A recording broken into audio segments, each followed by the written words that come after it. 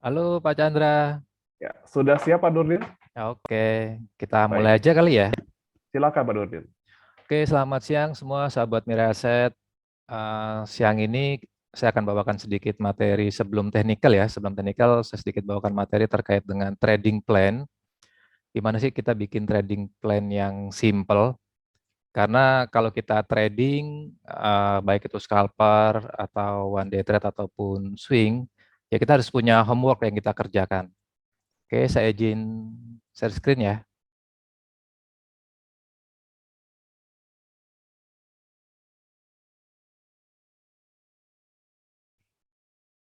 Oke, sudah terlihat Pak Chandra ya? Sudah Pak, aman. Oke, aman ya, oke. Oke. Ini pengertian dari trading plan. Sebisa mungkin sih kita mau tradingnya one day trade, scalper ataupun swing, kita punya lah untuk trading plan seperti ini. Karena ini sangat membantu. Trading plan ini satu perencanaan dalam kita trading setiap harinya. Karena bertujuan yang 2 sampai 3 ini adalah tujuan atau fungsi dari trading plan itu sendiri. Yang pertama kita tidak ikut-ikutan ya menghindari itu, nggak terpuruk semakin dalam, bukan untung-untungan juga, tapi sudah kita analisa dengan baik. Jadi setiap sebelum kita trading, sebelum kita perang di hari H, itu udah kita analisa malamnya. Kemudian yang berikutnya fungsinya adalah sebagai kompas kita tuh penunjuk arah kita. Jadi kita dalam satu saham itu kita sudah tahu range pergerakannya kira-kira di berapa sih kalau dia nanti bergerak fluktuatifnya. Nah, kemudian ini adalah poin-poin yang sebisa mungkin ada dalam trading plan yang kita buat sebagai homework kita di malamnya atau di sorenya, silakan sesuai dengan aktivitas masing-masing. Yang pertama itu kita harus tentukan kira-kira saham apa sih yang ingin kita beli. Ini harus ada. Nanti tergantung dari analisisnya masing-masing, bisa dari LQ45 atau bisa dari stock gainer atau bisa dari top frekuensinya itu bisa juga. Tergantung nyamannya teman-teman di mana untuk analisis itu. Kemudian harus tentukan harganya, harga beli dan harga jual. Kalau untuk harga beli bisa di satu harga atau bisa di beberapa harga. Kalau untuk harga jual harus ada harga take profitnya dan harga cut loss-nya. Kita harus punya skenario terburuk dan skenario terbaiknya. Nah, kemudian yang paling penting kita harus bisa punya gambaran nih. Kalau kita masuk di sekian, kira-kira berapa persen ya profitnya, secara nominalnya berapa persen. Begitu juga dengan resikonya.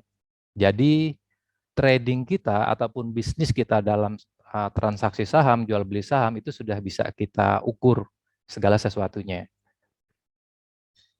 Oke, berikut saya kasih contoh dari ini sengaja saya potong untuk kode-kode sahamnya ya, biar nggak promo nih. Nah, kalau dari gambar yang saya tampilkan ini, kira-kira teman-teman ngelihatnya dari apanya dulu? Kalau dari yang trading, mestinya sih dia ngelihat dari persentasenya. Ini adalah pilihan-pilihan yang bisa dipertimbangkan oleh teman-teman. Seperti tadi sahamnya udah ketemu, harga belinya udah ketemu, harga jualnya juga udah ketemu.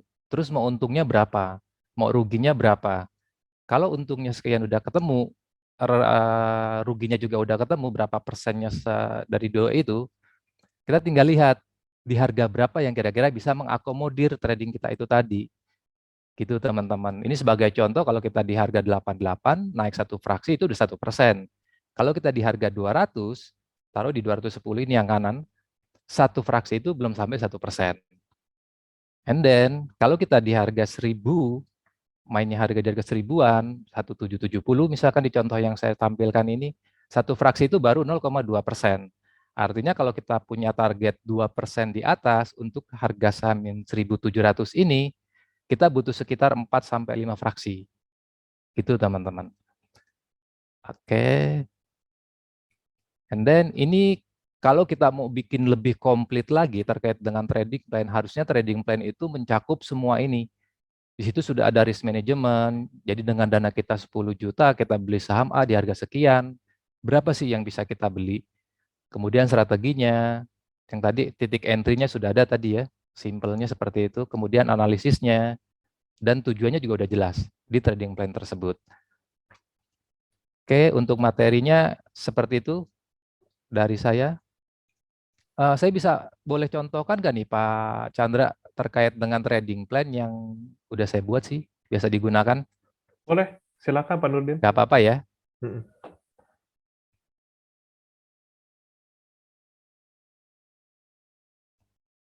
Oke. Ini terkait dengan trading plan yang tadi saya presentasikan di awal materi. Mungkin implementasinya seperti ini, Sobat Mirai Aset semua. Seperti tadi, kalau saya biasanya trading malam udah ada dulu sahamnya. Umumnya dulu waktu saya pertama kali belajar, umumnya pasti yang akan sulit adalah menentukan sahamnya, itu udah pasti. Biasanya kendalanya di situ. Pertama kali saya belajar, saya dari LQ45, kemudian saya lihat frekuensinya, volumenya, dan kemampuan dana saya mainnya di harga berapa. Itu yang pertama kali saya pelajari. Kemudian berjalannya waktu, saya buat seperti ini. Ini kita tinggal ganti nih teman-teman. Di sini kita bisa rubah kalau dana kita 10 juta. Oke, dengan resiko 100.000 dari total portofolio. Artinya kita tinggal tentukan harga entry-nya di berapa. Harga entry-nya di berapa, kalau kita mainnya di harga 200 misalkan. Nah, dengan resiko 100.000 dari portofolio, artinya kita stop loss-nya di sini, 194. Begitu juga dengan harga jualnya. Harga jualnya nanti sudah otomatis menghitung berdasarkan risk yang ada di money management yang kita buat ini. Gitu. Nah, di bawah ini ada jumlah lembar. Berapa sih yang bisa kita entry dengan risiko yang tadi saya input tadi ya, 100 rupiah, 100.000 rupiah. Maka jumlah lembar yang bisa kita entry sekian. Nah, di sebelah kanan ini sebagai acuan saya. Saya maunya risk 3%. Kalau reward saya maunya 5%. Artinya secara keseluruhan masih oke, karena di situ masih ada profit 2% yang untuk menutup loss tadi. Gitu teman-teman. Nah, kalau yang di sebelah kiri ini iseng-iseng saya buat sih. Saya buat berdasarkan technical dari support dan resistance yang saya masukkan di sini. Ini contohnya, boleh nggak apa-apa ya Pak Chandra ya? Silakan, Oke. silakan. Contoh ini saya ambil dari tanggal 19 untuk candle-nya saham ini, saham TINS. Estimasi saya waktu itu resist ada di 1.700, kemudian supportnya ada di 1.600, dan di resist berikutnya di 1.750. Maka dari range ini, nanti kita bisa menentukan, kira-kira kalau nanti dia breakout 1.700, levelnya berapa aja sih? Nah, ini saya pakai sebagai acuan kalau nanti saya mau jualnya di berapa? Sesuai nggak dengan yang saya input di sini secara money management? Itu yang pertama. Kemudian kalau untuk range pendek-pendek yang biasa harian, one day trade lah ya. Kalau saya tradingnya bukan scalper sih cenderungnya, tapi lebih ke one day trade. Jadi hari ini beli, hari ini clear position. Dan saya trading biasanya itu satu saham all in. Nah, oleh karena itu saya harus tahu kira-kira range-nya di berapa dari support 1 sampai support 2. Jadi agak pendek-pendek biasanya mainnya. 2 praksi, 1 praksi, sudah clear position. Oke. Nah, homework berikutnya di malam harinya, saya buat skenario seperti ini.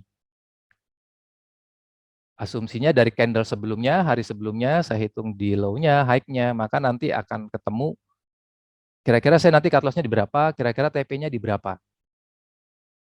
Ini juga dengan formula yang agak berbeda ya. Berbedanya dia hanya di hitungan ininya aja nih, berbedanya.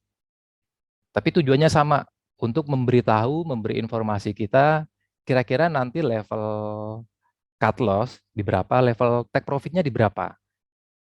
Nah, next yang saya buat berikutnya adalah, nah ini yang paling menarik. Karena orang kadang kan masih ngawang-ngawang tuh untuk ngitung, oh saya beli sekian lot di harga sekian, nanti kalau saya jual di harga sekian, kira-kira berapa ruginya ya. Nah, saya udah buat skenario-nya dulu malamnya. Kalau saya memutuskan beli saham A, contoh dalam hal ini TINS, ini berdasarkan technical yang tadi saya input, cut loss-nya, exit-nya, kemudian entry-nya di berapa, ini titik entry-nya udah ada, kemudian risk reward-nya yang tadi di awal saya input, maka secara gambaran berapa sih rupiah yang saya terima nanti kalau profit. Jadi sudah dikasih gambaran di sini. Jadi begitu saya trading di hari H, saya udah nggak mikirin, saya tinggal ngelihat fraksinya berapa. Kalau udah sampai, saya mau jual apa enggak, mau ngikutin trading plan saya apa enggak. Cuma resikonya kalau nggak ngikutin trading plan ya siap-siap tadi, potensi cut loss-nya yang akan kita terima. Oke, itu aja materi yang saya sampaikan, Pak Chandra. Thank you.